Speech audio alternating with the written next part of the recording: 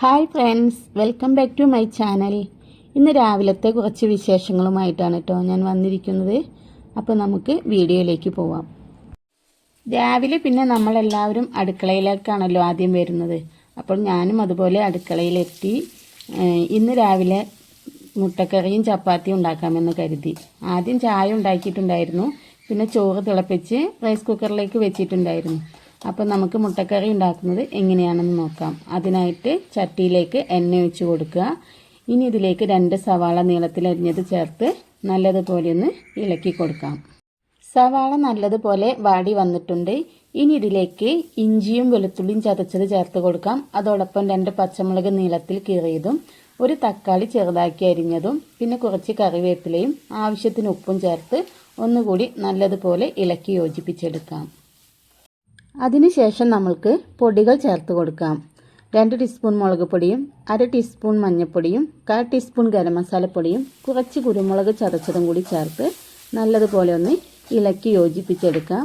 എന്നിട്ട് ഇതിലേക്ക് 1 ഗ്ലാസ് ചൂടുവെള്ളം ഒഴിച്ച് കൊടുക്കാം. നമ്മുടെ തക്കാളിക്കും സവാളയ്ക്കൊക്കെ കുറച്ച് വേവുണ്ട്. അപ്പം വെള്ളം ഒഴിച്ച് ഇളക്കിയതിന് ശേഷം അടച്ചു വെച്ച് വേവിച്ചെടുക്കാം.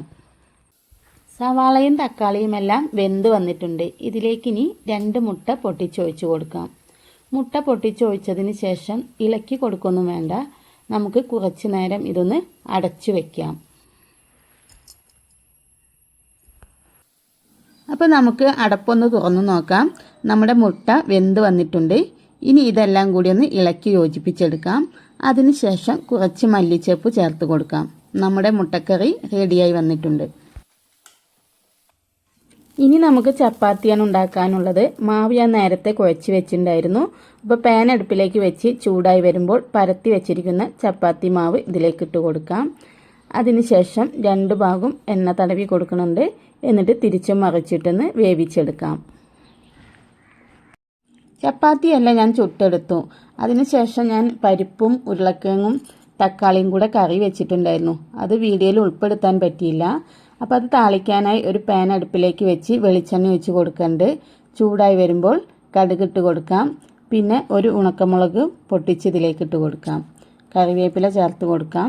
മൂത്തതിന് ശേഷം നമുക്ക് കറിയിലേക്ക് ഒഴിച്ച് കൊടുക്കാം. ഇനി നമുക്ക് മീനൊന്ന് പൊരിച്ചെടുക്കാം.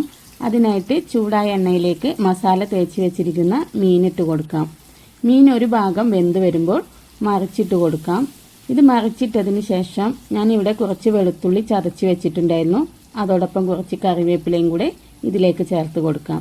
തിരിച്ചും മറിച്ചും മീനൊന്ന് വെന്തതിന് ശേഷം നമുക്കൊന്ന് ഗ്യാസ് ഓഫ് ചെയ്യാം. അപ്പോൾ ഇതൊക്കെയാണ് നമ്മുടെ രാവിലത്തെ വിശേഷങ്ങൾ. നിങ്ങൾക്ക് ഈ വീഡിയോ ഇഷ്ടമായ ലൈക്കും സബും ചെയ്ത് സപ്പോർട്ട് ചെയ്യണേ. അടുത്ത വീഡിയോയുമായി അടുത്ത ദിവസം വരാം.